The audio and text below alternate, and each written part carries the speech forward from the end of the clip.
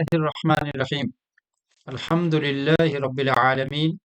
والعاقبة للمتقين، والصلاة والسلام على سيد الأنبياء والمرسلين نبينا محمد وعلى آله وصحبه أجمعين.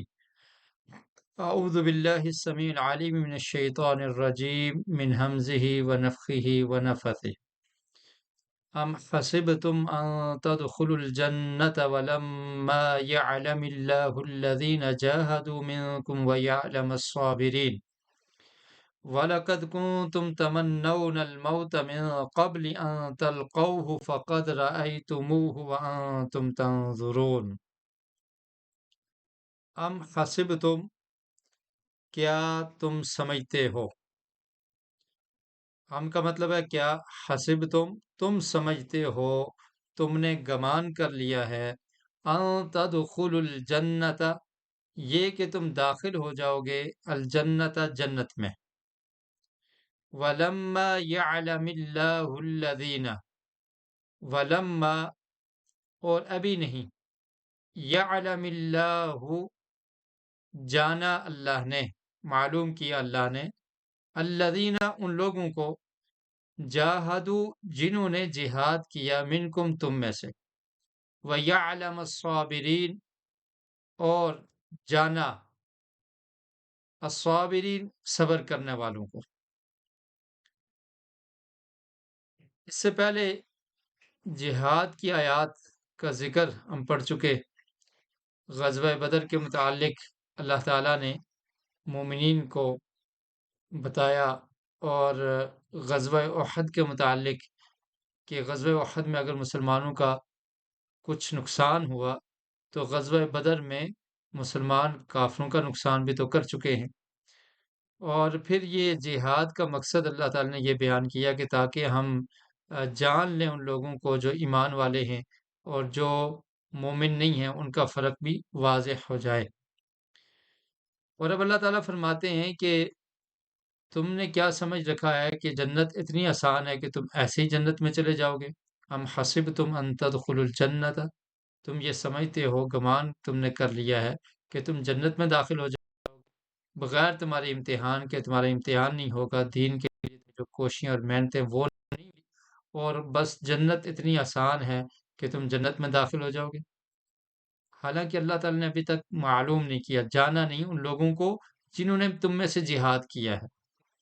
یعنی جو تم میں سے مجاہد ہیں ان کو جاننا۔ اللہ تعالیٰ تو جانتا ہے نا، ہمیشہ سے جانتا ہے، اللہ تعالیٰ کا علم ازلی ہے، ہمیشہ کے لیے ہے۔ اللہ تعالیٰ ماضی کو بھی جانتا ہے، مستقبل کو بھی جانتا ہے، حال کو بھی جانتا ہے۔ تو اس کا کیا مطلب ہے؟ مطلب یہ ہے کہ اس کام کا واقع ہونا یہ ابھی نہیں ہوا۔ اللہ تعالیٰ تو سب کچھ جانتا ہے، لیکن جب کوئی انسان کوئی کام کرے گا تو اس کا وقوع ہوگا۔ جب وہ جہاد کریں گے، پھر شہادت ہوگی، تو اس کا وقوع ہونا یہ ابھی تک ظاہر نہیں ہوا۔ نہیں، ابھی تم جہاد کے لیے جاؤ گے، پھر یہ معاملات ہوں گے، تو یہ چیز جو انسان کا عمل ہے، اس کا وقوع ہونا یہ ظاہر نہیں ہوا، یہ ظاہر ہو جائے، اس کا پتہ لگ جائے۔ اللہ کو تو علم ہے، لیکن اس چیز کا چونکہ واقع ہونا وہ اسی وقت ہوگا جب اللہ کی مرضی، تو وہ اس کا وقوع پذیر ابھی نہیں ہوا کہ اللہ تعالیٰ دیکھ لے، جان لے ان لوگوں کو جن نے جہاد کیا ہے تم میں سے، وَيَعْلَمَ الصَّابِرِينَ اور جان لے صبر کرنے والوں کو۔ اب دیکھیں نا، قرآن مجید میں سورہ مجادلہ میں اللہ تعالیٰ ارشاد فرمایا، قَدْ سَمِعَ اللَّهُ قَوْلَ الَّتِي تُجَادِلُكَ فِي زَوْجِهَا، کہ یقیناً اللہ نے اس عورت کی بات سن لی ہے جو آپ سے اپنے خامند کے بارے میں جھگڑ رہی تھی۔ یہ حضرت خولہ رضی اللہ تعالیٰ عنہ کا واقعہ ہے، سورہ مجادلہ میں 28 سپارے میں۔ تو الفاظ کہیں کہ قد سمع اللہ، تحقیق اللہ نے سن لیا۔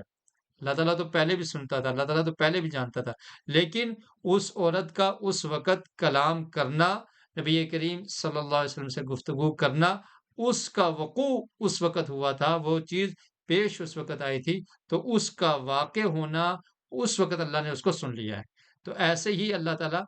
جانتا تو پہلے سے ہے، اس کا علم ازلی ہے، ہمیشہ سے ہے، لیکن جب یہ معاملہ ہوگا اس وقت اس کا ہونا اور اس وقت اللہ کا جاننا یہ نہیں وہ بھی ہوا۔ وَيَعْلَمَ الصَّابِرِينَ، اور تاکہ اللہ تعالیٰ جان لے صبر کرنے والوں کو۔ تو اس میں مومنین کو تسلی بھی تھی، اور فرمایا کہ اگر تمہیں غزوہ احد میں شہادتیں ہوئی ہیں اور کچھ مشکلات کا سامنا کرنا پڑا تو اس میں اجر ہے۔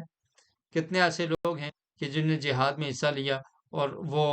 شہادت کے درجے کو پہنچ گئے، اور شہادت جیسی عظیم موت انہیں نصیب ہوگی، اور جن لوگوں نے صبر کیا اللہ تعالیٰ ان کو بھی اجر دے گا، اور وہ اجر وہ پا لیں گے۔ تو یہ فائدے ہیں کہ اللہ کے راستے میں قربانی دینے کے۔ تو یہ وجہ تھی کہ جو جہاد میں تمہیں اگر تکلیف پہنچی ہے اور تمہیں پریشانی ہوئی ہے تو اس سے تمہارے درجات بلند ہوئے، اور اللہ تعالیٰ نے ان لوگوں کو جانا جو جہاد کرنے والے ہیں، اور جو لوگ جہاد سے بھاگنے والے تھے یا جہاد سے پیچھے رہنے والے تھے، یا عبداللہ بن ابی کی طرح منافقین کی ایک جماعت، اور کچھ لوگ جو راستے سے واپس ہو گئے، تو ان سب کی پہچان ہو گئی، اور جو لوگ صبر کرنے والے ہیں تو ان کو صبر کرنے پر اجر بھی مل گیا۔ تو یہ چیزیں جاننے کے لیے، یہ جاننا اور پھر اللہ کے دین کے لیے تمہارا کوشش کرنا، تو یہی ہے کہ تم جنت میں جاؤ گے۔ تو یہ جنت میں داخلے کے اسباب ہیں جو جمع ہو رہے ہیں، تو اس لیے اس میں پریشانی کی ضرورت نہیں کہ وہ حد میں اگر شہداء 70 شہید ہو گئے، نبی کریم صلی اللہ علیہ وسلم کو تکلیف پہنچی، آپ کا ماتھا زخمی ہوا، اور اس طرح سے کافر دوبارہ سے جب انہوں نے اٹیک کیا تو مسلمانوں کا بہت زیادہ نقصان ہوا۔ تو یہ ظاہری نقصان تو ہے، لیکن اس میں بھی فائدہ ہی ہے کہ یہ تمہارے جنت میں جانے کے اسباب ہیں، اور جنت میں جانا آسان ہو گیا کہ جو شہید ہوئے تو ان کو جنت تو مل گئی، اور جن نے صبر کیا ان کو بھی اجر مل گیا۔ تو یہ چیزیں ہیں اللہ کے راستے میں جہاد کرنے کے جو فوائد ہیں، تو یہ اللہ تعالیٰ نے بیان کیے کہ تم ایسے ہی سمجھ رکھے ہو کہ جنت میں ایسے چلے جاؤ گے، اس کے لیے تو یہ قربانیاں دینا پڑتی ہیں۔ اور پھر یاد کروایا کہ دیکھو اس سے پہلے تم تمنا کرتے تھے کہ اللہ کے راستے میں کوئی قربانی دینے کا موقع آئے تو ہم اپنی جان کو بھی پیش کر دیں گے، ہمیں موت کی پرواہ نہیں ہے، زندگی تو آنی جانی ہے، اور اصل یہ ہے کہ ہمیں آخرت کی زندگی مل جائے، اور آخرت کی زندگی میں ہم کامیاب ہو جائیں، تو اس کے لیے تو تم تمنا کرتے تھے۔ اگلی آیت کا ترجمہ سنیے، وَلَقَدْ كُنْتُمْ تَمَنَّوْنَ الْمَوْتَ، اور البتہ تحقیق کنتم تھے تم، تمنون الموت، تم تمنا کرتے تھے، الموت موت کی، من قبل اس سے پہلے، ان تلقوہ کہ تم ملو اس کو، تو موت کی تمنا کرتے تھے تم پہلے کہ اس سے ملو، یعنی ابھی وہ ٹائم نہیں آیا تھا تو اس سے پہلے تم تمنا کرتے تھے۔ فقد رأیتموہ، تو تحقیق تم نے اب دیکھ لیا ہے اس کو، اب موت تمہارے سامنے ہے، وَأَنْتُمْ تَنْظُرُونَ، اور تم انتظار کرنے والے تھے، انتظار کرتے تھے۔ تو تمنون الموت سے مراد یہ ہے کہ تم شہادت کی موت کی، یعنی یہ تمنا کرتے تھے، کیا کرتے تھے اس سے پہلے کہ اس سے ملو۔ تو مراد کیا ہے یہاں موت کا معنی کیا ہے؟ جنگ یا شہادت، یعنی جنگ یا شہادت کی تم تمنا کرتے تھے کہ جنگ ہو، قتال ہو، تو اگر ہم شہید ہو جائیں تو کوئی پرواہ نہیں ہے۔ تو فرمایا کہ یہ تو تمہاری یہ حالت تھی کہ تم تمنا کیا کرتے تھے، تو اب اگر ایسا معاملہ پیش آ گیا، اس شہادت سے پہلے تم شہادت کے متمنی تھے اور جنگ کی تمنا کیا کرتے تھے، تو اب اگر جنگ آ گئی اور جنگ میں شہادت مل گئی مسلمانوں کو، تو اس میں کون سا نقصان ہے؟ یہ تو تمہاری تمنا تھی، وہ تمنا پوری ہو گئی، اور شہادت کے جو مراتب ہیں، جو اجر ہے، اور جو ہمیشہ والی زندگی ہے دنیا میں، تو اگر انسان شہید نہیں بھی ہوگا تو آخر کار اس کو موت تو آنی ہے نا۔ تو اس میں جہاد پر ابھارنا ہے کہ مسلمانوں کو یہ بتانا ہے کہ یہ زندگی عارضی زندگی ہے، اگر اللہ کے راستے میں تم قربان کر دیتے ہو اپنی زندگی کو اور شہادت کی موت کو قبول کر لیتے ہو، تو یہ تو بڑی سعادت والی موت ہے،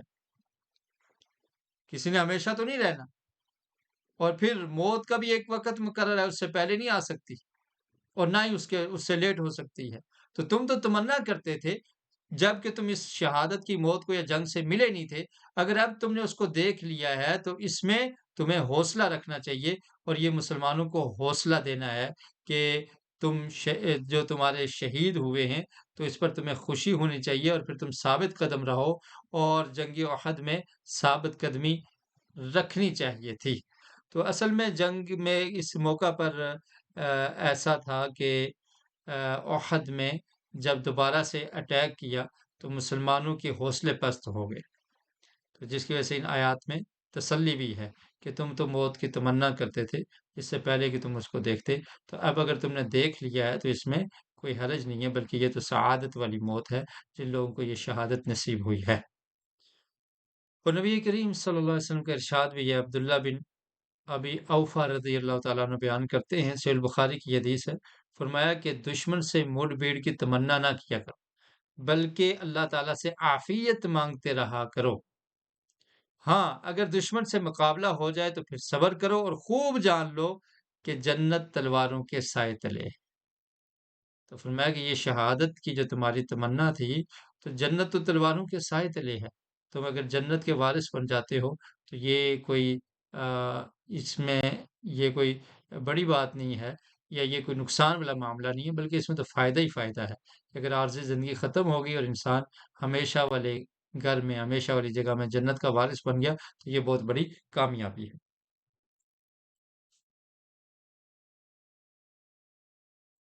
وما محمد إلا رسول قد خلت من قبله الرسل أفإن مات أو قتل انقلبتم على أعقابكم ومن ينقلب على عقبيه فلن يضر الله شيئا وسيجزي الله الشاكرين۔ وما محمد، اور نہیں ہے محمد صلی اللہ علیہ وسلم، الا رسول، مگر رسول، یعنی محمد صلی اللہ علیہ وسلم صرف اللہ کے رسول ہیں۔ قد خلت، تحقیق، خلت گزر چکے، گزرے، من قبل ہی، ان سے پہلے، الرسل، اور بھی رسول، رسول کی جمع کیا الرسل، یعنی آپ سے پہلے اور بھی رسول گزرے ہیں۔ آفا ام ماتا، تو کیا اگر ماتا، ان کو موت آ جائے، یعنی اگر لفظی ترجمہ کریں گے تو اس کو موت آ جائے، مطلب یہ مدب سے کہیں گے کہ ان کو موت آ جائے، او قتیلا، یعنی موت آ جائے یعنی فوت ہو جائیں، او قتیلا، یا انہیں شہید کر دیا جائے، قتیلا کا معنی کیا ہوگا، قتل کر دیا جائے، انقلبتم، اور ملا کر پڑھیں گے تو قتلا انقلبتم، اگر موت آ جائے، وفات پا جائیں، یا انہیں شہید کر دیا جائے، انقلبتم، تو تم پھر جاؤ گے، علی اعقابکم، اپنی ایڑیوں پر، عقب کی جمع کیا ہے اعقاب، تو اپنی ایڑیوں پر پھر جاؤ گے، ومن ینقلب، اور جو پھر گیا، علی عقبیہ، اپنی ایڑیوں پر، فلن یضر اللہ شیئا، تو ہرگز نہیں وہ نقصان پہنچا رہا اللہ کو کچھ بھی، اللہ کا کوئی نقصان نہیں ہے۔ وَسَيَجْزِ اللَّهُ الشَّاكِرِينَ، اور ان قریب اللہ تعالیٰ بدلہ دیں گے الشاکرین، شکر کرنے والوں کو۔ تو اس میں جنگ احد میں اصل میں ایسا ہوا کہ جب مقابلہ تو شہادتیں ہوئی، بہت سارے مسلمان شہید ہو گئے 70 کے قریب، اور بعض میدان چھوڑ کر فرار ہو گئے، ہونے لگے، تو رسول اللہ صلی اللہ علیہ وسلم بھی زخمی ہو گئے، اور کسی شیطان نے یہ افواہ پھیلا دی کہ آپ شہید ہو چکے ہیں، جس کی وجہ سے صحابہ کرام رضی اللہ تعالیٰ عنہم کے دل اس افواہ سے ٹوٹ گئے اور ہمت ہار بیٹھے کہ اب ہمارے رسول صلی اللہ علیہ وسلم نہ رہے تو اب ہم نے کیا لڑنا ہے، اب جہاد کس لیے کرنا ہے۔ تو اس کی وجہ سے صحابہ کرام کے جو دل ہیں وہ ٹوٹ گئے اور ہمت ہار گئے، اور منافقین نے بھی طعن و تشنیع کے نشتر چبانے شروع کر دیے کہ اگر محمد صلی اللہ علیہ وسلم اللہ تعالیٰ کے سچے نبی ہوتے تو آپ قتل کیوں ہوتے، اس طرح کی باتیں شروع ہوگی۔ تو اس پر یہ آیات اتری کہ وما محمد الا رسول، کہ محمد صلی اللہ علیہ وسلم تو اللہ کے رسول ہیں، اور اس سے پہلے بھی رسول گزرے ہیں، یہ تو نہیں ہے کہ رسول کو موت نہیں آئے گی، اس سے پہلے بھی تو رسول آئے اور چلے گئے، جب ان کی موت کا وقت آیا تو وہ وقت ان کے لیے بھی ہے اور سب انسانوں کے لیے ہے۔ اور قرآن مجید میں اللہ تعالیٰ نے فرمایا کل نفس ذائقۃ الموت، ہر نفس، ہر جان نے موت کا ذائقہ چکھا، تو یہ انبیاء کے لیے بھی ہے، رسولوں کے لیے بھی ہے۔ تو تمہارا یہ کہنا کہ اگر وہ سچے نبی ہوتے تو قتل کیوں ہوتے، تو یہ درست نہیں ہے۔ اور پھر یہ آیات اتری کہ صحابہ کرام کے بارے میں کہ اگر رسول مکرم صلی اللہ علیہ وسلم وفات پا جائیں یا انہیں شہید کر دیا جائے تو انقلبتم علی اعقابکم، تم دین کو چھوڑ دو گے، دین سے رد ہو جاؤ گے۔ مسلمانوں کو تنبیہ تھی کہ وہ تو اللہ کے رسول ہیں، اور ایک اس میں اشارہ یہ بھی تھا کہ ایک وقت آئے گا کہ ان پر موت آئے گی، اور ابھی اگر یہ شیطان کی افواہ ہے، کسی نے افواہ پھیلا دی ہے، تو تم کیا اپنی ایڑیوں پر پھر جاؤ گے؟ اور پھر فرمایا یاد رکھو جو اپنی ایڑیوں پر پھر گیا، مطلب کیا ہے، مرتد ہو گیا، دین کو چھوڑ دیا اس نے، تو وہ اللہ کا کوئی نقصان نہیں کر رہا، وہ اپنا ہی نقصان کر رہا ہے، اور اللہ تعالیٰ جو شکر کرنے والے ہیں ان کو بہترین بدلہ دے گا۔ تو اس میں یہ اشارہ بھی تھا کہ رسول مکرم صلی اللہ علیہ وسلم کی وفات کے بعد کچھ لوگ مرتد ہو جائیں گے، اور ایسا ہوا، کچھ لوگ مرتد ہو گئے، اور ان کو پھر دوبارہ سے حضرت ابوبکر صدیق رضی اللہ تعالیٰ عنہ نے مسلمان کیا، اور کچھ کے خلاف جہاد کیا، لڑائی کی، تو یہ بھی ہوا۔ اور پھر جب نبی کریم صلی اللہ علیہ وسلم کی وفات ہوئی تو اس وقت بھی صحابہ کرام بہت پریشان تھے۔ حضرت عائشہ رضی اللہ تعالیٰ عنہ بیان کرتی ہیں کہ جب رسول اللہ صلی اللہ علیہ وسلم کی وفات ہوئی تو ابوبکر صدیق رضی اللہ تعالیٰ عنہ اپنے گھر، ان کا گھر اوالی ہے، اس طرح سے اس جگہ کا نام ہے سخ، وہاں پر تھا، تو وہ وہاں سے گھوڑے پر تشریف لائے،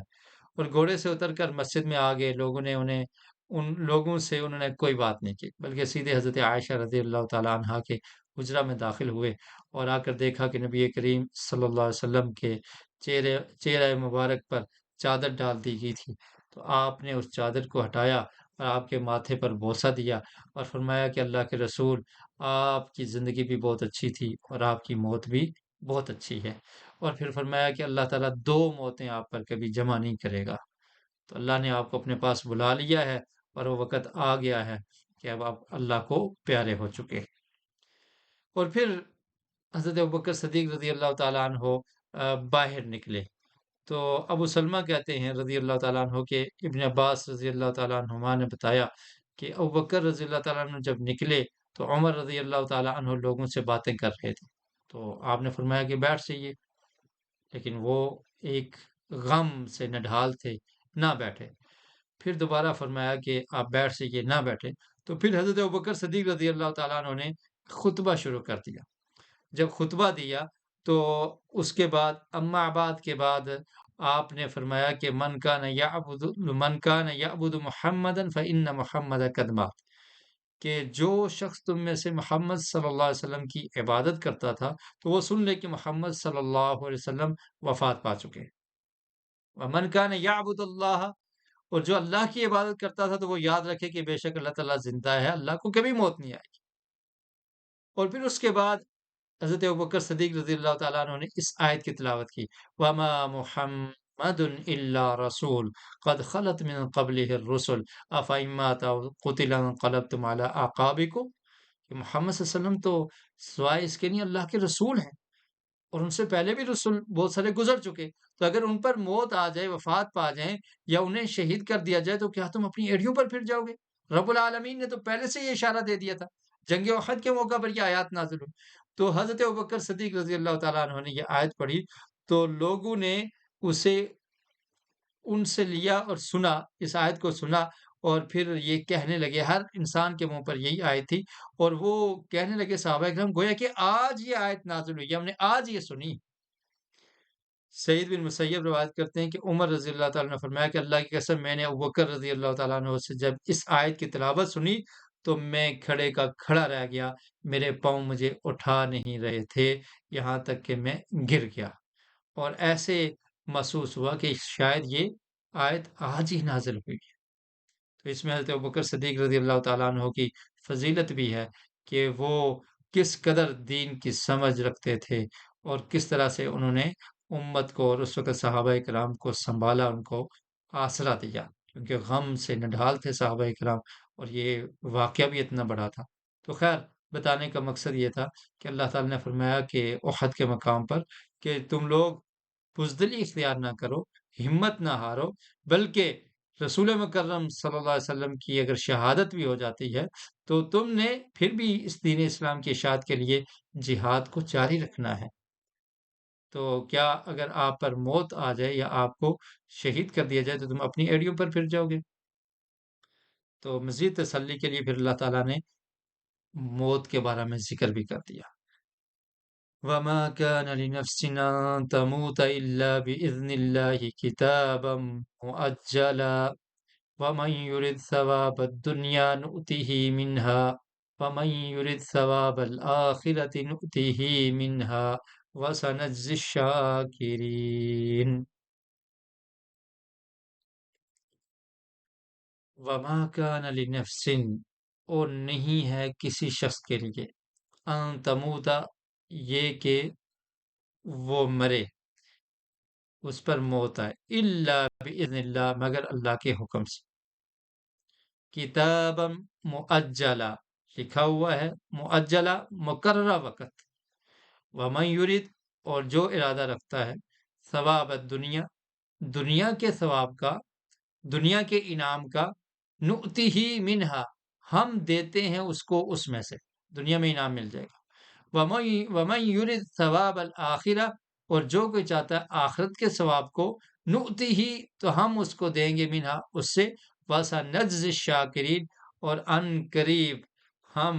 جزا دیں گے، جلد جزا دیں گے شکر کرنے والوں کو۔ تو اس سے مقصد مسلمانوں کو جہاد پر ابھارنا تھا کہ موت کا وقت مقرر ہے، اس سے نہ پہلے ہو سکتا ہے نہ بعد میں۔ تو اگر کوئی شخص جہاد میں اس لیے شرکت نہ کرے کہ میں مر جاؤں گا یا مجھے موت آ جائے گی، تو یہ اس کی بھول ہے، کیونکہ موت تبھی آئے گی جب اللہ کا حکم ہوگا۔ وَمَا كَانَ لِنَفْسٍ أَن تَمُوتَ إِلَّا بِإِذْنِ اللَّهِ، کہ اللہ کے حکم سے ہی موت آئے گی، اللہ کے حکم کے بغیر کوئی انسان مر نہیں سکتا۔ کتاب مؤجلہ، ایک کتاب ہے اللہ کے ہاں لکھا ہوا ہے اور وقت مقرر کر دیا گیا ہے۔ تو جب ایسا ہے تو پھر جہاد سے ڈرنے کی کیا ضرورت ہے؟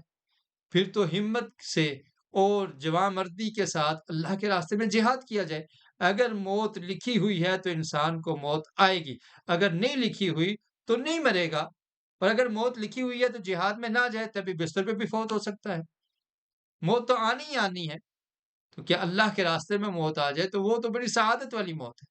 تو یہ بتا دیا کہ اللہ کے اذن کے بغیر، اللہ کے حکم کے بغیر کوئی شخص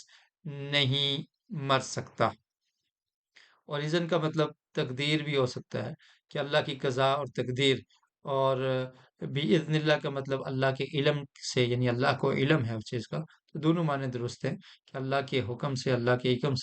علم میں جب اس کی موت لکھی ہے تو اسی وقت جو مقتول ہے، جس کو شہید کر دیا جاتا ہے یا جس کو قتل کر دیا جاتا ہے، تو اس کی موت کا وقت بھی مقرر ہے، وہ بھی اپنے وقت سے پہلے نہیں مر سکتا۔ اور پھر فرمایا کہ وَمَن يُرِدْ ثَوَابَ الدُّنْيَا، اب جہاد میں اگر تم اللہ کے راستے میں جاتے ہو، جہاد کرتے ہو، تو اگر دنیا کی اجرت لینا چاہتے ہو، یعنی مال و متاع مل جائے، لوگ دلیر کہیں، لوگ بڑا بہادر سمجھیں، تو پھر آخرت میں کچھ نہیں ملے گا۔ تو اس میں کیا ہے کہ نیت کو بھی خالص کرنا ہے۔ نیت کیا ہو؟